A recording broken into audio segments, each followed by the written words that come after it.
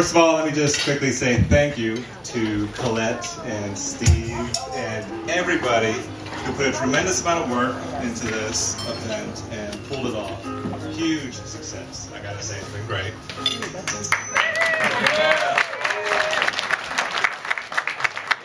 You know, it's funny because my earliest memories are of Steve sort of getting his bearings in this world.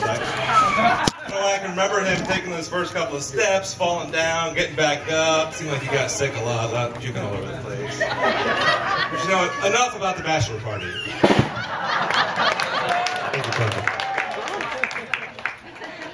You know, one of the things that I love about Steve and Colette is coming out here. I know it's always going to be fun. These guys know how to have fun. They know how to enjoy life. Steve has this uncanny ability to pursue ways to make a boring day a little more exciting. Sometimes even a little more dangerous.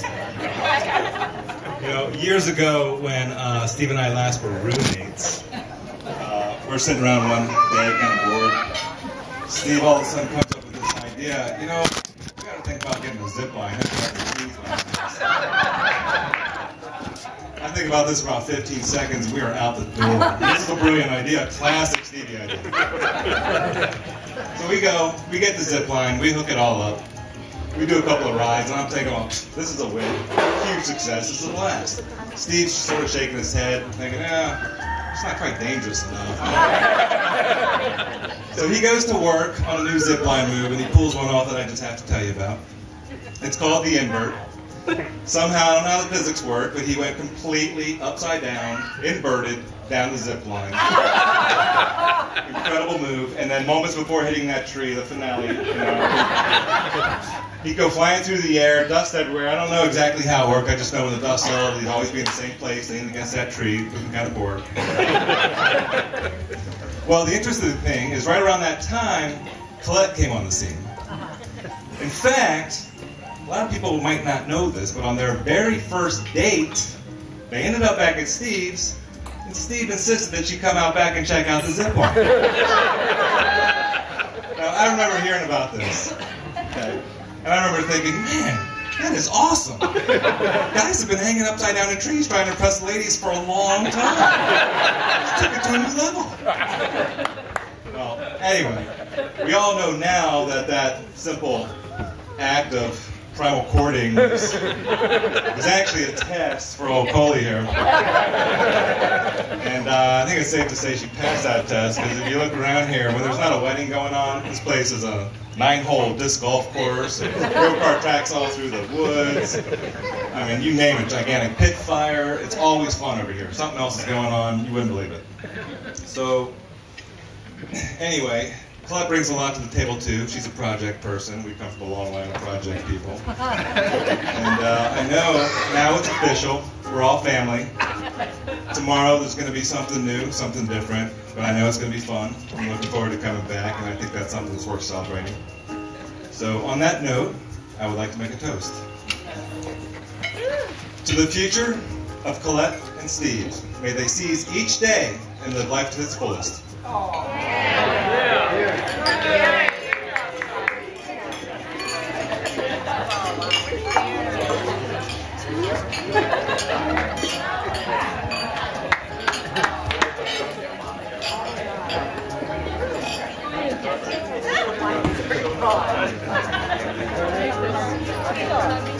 I'll do my best not to.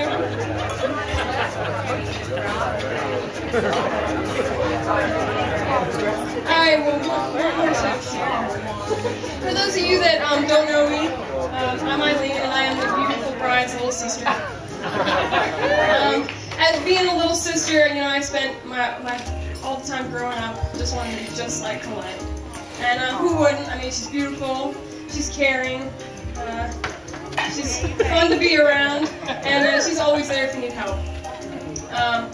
You know, but of course it wasn't always easy.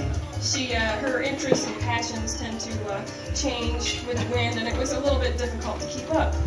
I remember I listened to the Dixie Chicks for a couple months and was contemplating cowboy boots, and the next thing I know, I'm listening to Marilyn Manson and wearing black nail polish.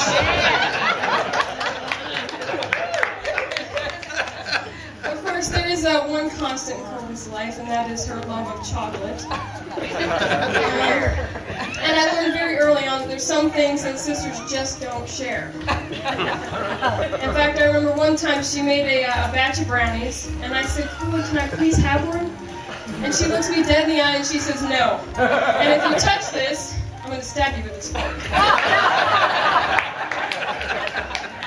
Apparently, I thought this was an acceptable risk, because I started snaking my hand towards that plate.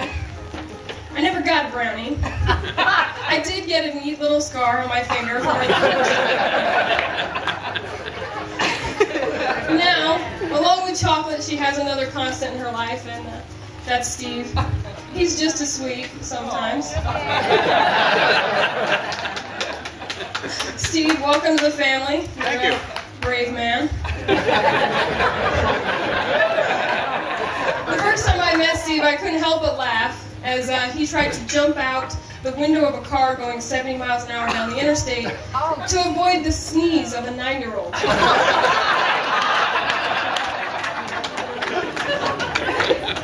As always, Steve, you have kept everyone, including Coley, laughing ever since.